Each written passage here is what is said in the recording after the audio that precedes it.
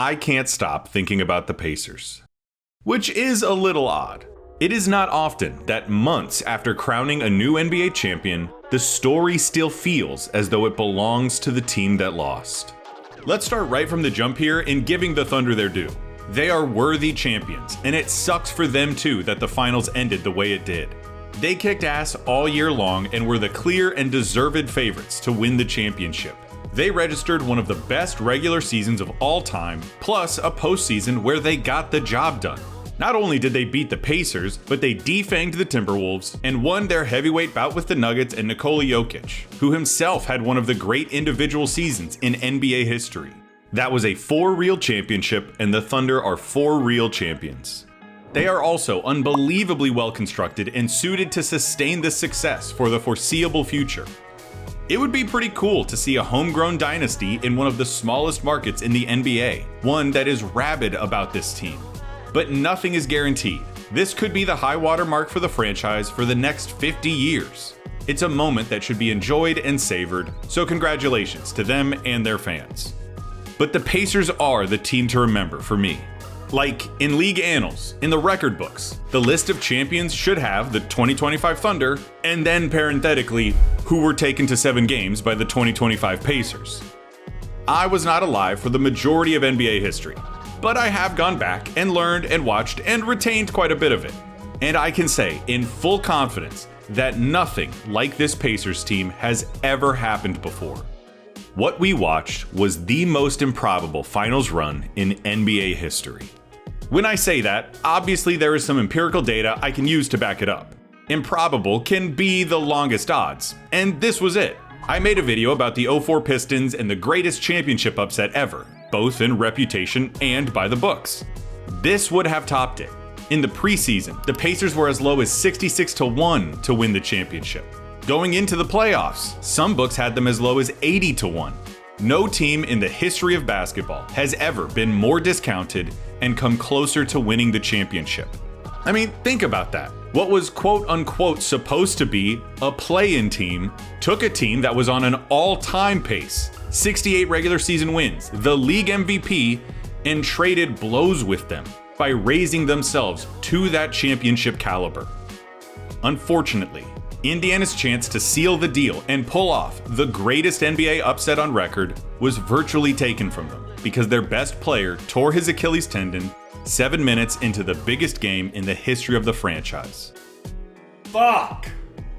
Part of talking about the Pacers and their improbability and underdoggedness might come off as condescending. It is not meant to. They weren't just happy to be there. This was not some March Madness Cinderella run in a single elimination tournament. Yeah, there was some luck. Yes, there were some absolute miracles, but the Pacers did it so often and in such a way that it really didn't feel like luck. If you didn't know better, you didn't know the seeds, and you just watched the playoffs, you would have said that the Pacers were clearly the best team in the East and must have been all season long. They beat the Bucks in 5, then took out the Cavs, a 64-win team in their own right and the number 1 record in the Eastern Conference, in 5 games, before knocking out the Knicks in 6. All by playing frenetic, electric, inspired, unselfish basketball. 6 Pacers averaged double-digit points in the playoffs, with TJ and Toppin both just decimal points away. That's 8 players essentially scoring in the double digits every night. They succeeded by spreading the burden, feeding the hot hand, and making the other team stop 8 guys, not just 1 or 2. Each and every one of them had memorable, signature moments. They all had their fingerprints all over this magical run. It would not have happened had a single one of the Pacers not carried their weight. They didn't have a flamethrower as a star or an unstoppable physical specimen, but they did have Tyrese Halliburton. The overrated revenge tour narrative is obvious, if not a little overplayed. It wasn't like the whole league said it, it was just a handful of guys. But like, he was voted the most overrated player by some of his peers, and then had one of the most extraordinary postseasons in league history. Every comeback and game winner, just another middle finger, impossibly stacking one on top of the other, every time making you think, oh my god, he did it again, right out of the Robert Horry playbook. But Halliburton did it all in one postseason. To close out the Bucks in Game 5, he tied the game with 10 seconds left, Then the team rallied, down 6 with 48 seconds left in overtime, with Haliburton scoring 5 points in the last 18 seconds, including the game winner. That should have been the highlight of the season, a comeback win to seal a first-round series. Not even close. Down 7 against the Cavs in Game 2 with under a minute left, the Pacers roar back, forcing turnovers and refusing to die. Haliburton hits the game-winning step-back 3 and hits him with the Sam Cassell dance. Game 1 of the conference finals against the Knicks could be a video in itself. I still can't believe it happened. Words do not do it justice. There's so much stuff. The insanity of the comeback, Aaron Nesmith leaving his body, Haliburton's miraculous, impossible shot, the choke sign when he thought he'd won it, the fact that he'd only tied it, and that Indiana actually did win in overtime. Unbelievable. As if that weren't enough. In the finals, in a game where Haliburton was struggling, the rest of the Pacers sparked a 15-point comeback in Game 1, culminating in a Tyrese Haliburton game winner on basketball's biggest stage. Is it the most clutch postseason ever? Yes. It's not one of the ones. It is number one. We don't have data to tell us that, but just look at the body of work. Again and again and again and again, the team never quit. They rallied back, and almost invariably, Haliburton came through.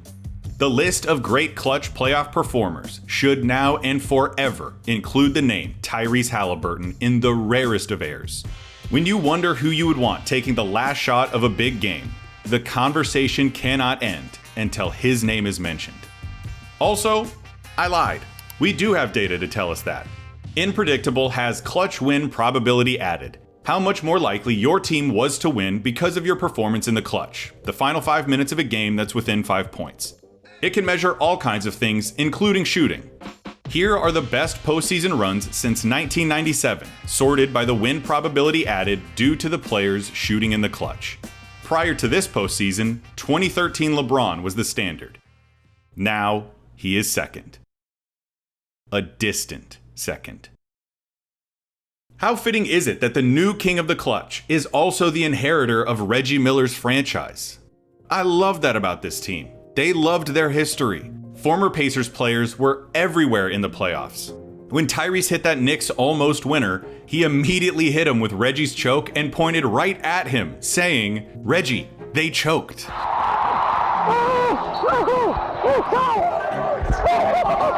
Maybe the peak of Indiana's season was in Game 6, with the building packed with Pacers legends. Haliburton played through an injury that should have sidelined him, in a game they were supposed to lose that was supposed to end their season, and orchestrated an ass-whooping. Even the most objective, stone-hearted NBA viewer must have smiled to see Indiana's delirium as they forced Game 7.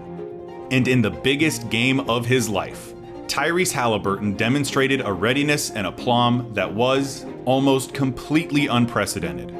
That same stage, Game 7 of the NBA Finals, a single game to decide the champion, has been enough to throw players like Kobe Bryant, LeBron James, Magic Johnson, and Tim Duncan off their games in wins and losses. Haliburton was made for that moment, and he seemed ready for it. Fuck! We were robbed. There's no other way to say it. The fans, the Pacers, even the Thunder were robbed in a huge way. It will always be brought up in discussing the Thunder's championship that Hallie didn't play the whole game. That's not to say that Indiana would have won, but they weren't playing with a full deck. It's the worst part. We'll never know. The what-if game for the rest of our lives. Is there a comparison for what we did see, though, for how far these Pacers got? Is there a close counterpart that these Pacers are imitating? In short, no. But there are shades of other runs and underdogs. The '69 Celtics were gassed and outmanned against the Lakers on the road in a Game 7, but everyone stayed healthy. Plus they had John Havlicek entering his prime and Bill Russell, who, as a literal fact, never lost deciding games. The '76 Suns had a miracle run to the finals, but they didn't come as close as a Game 7.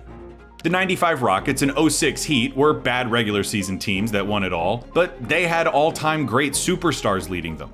The '07 Cavs and '23 Heat were improbable finals teams who got there thanks to camaraderie and a superstar doing heroic shit, but they never stood a chance in the finals. Same for the Cinderella '99 Knicks.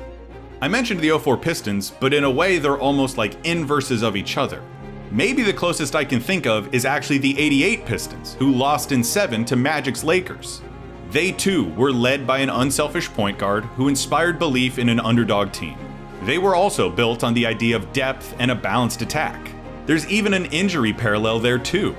Isaiah sprained his ankle in Game 6 and had a legendary finals performance, the most points ever in a finals quarter.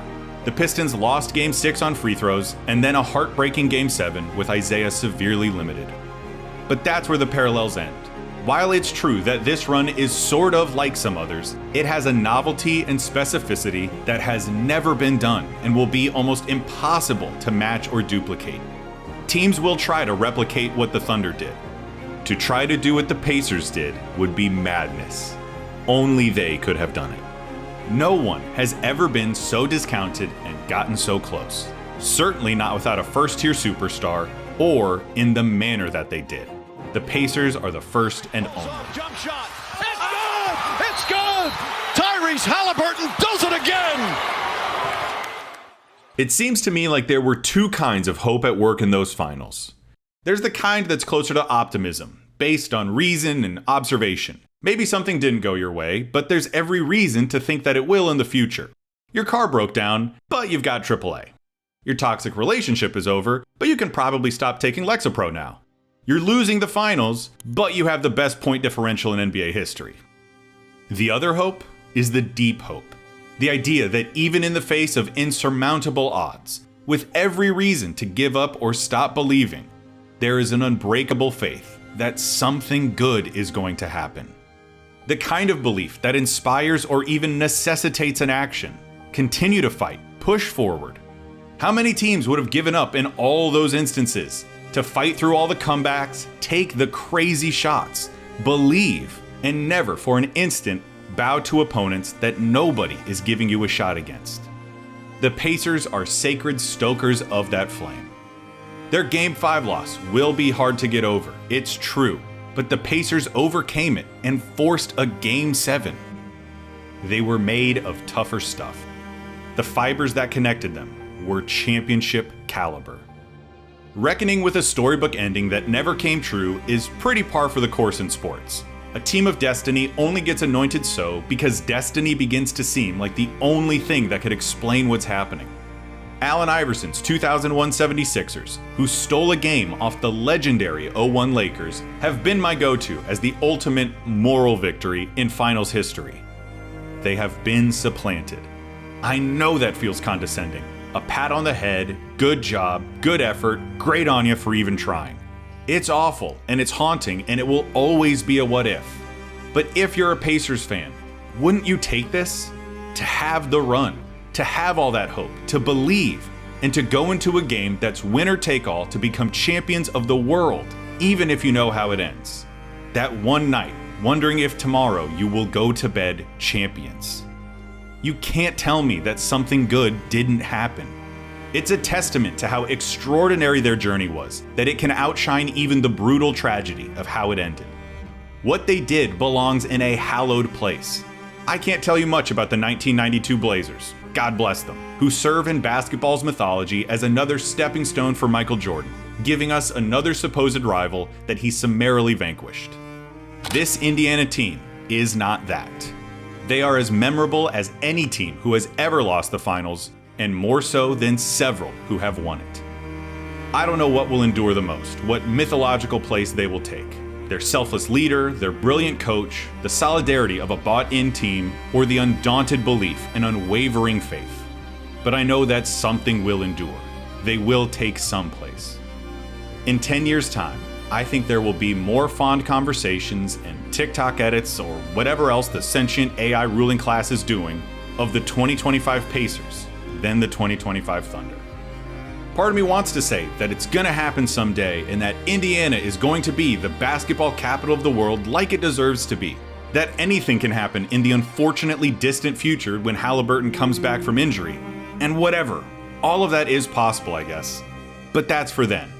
Right now, all I can say as a neutral observer of basketball and someone who likes it very much is that I thoroughly enjoyed everything the Pacers did.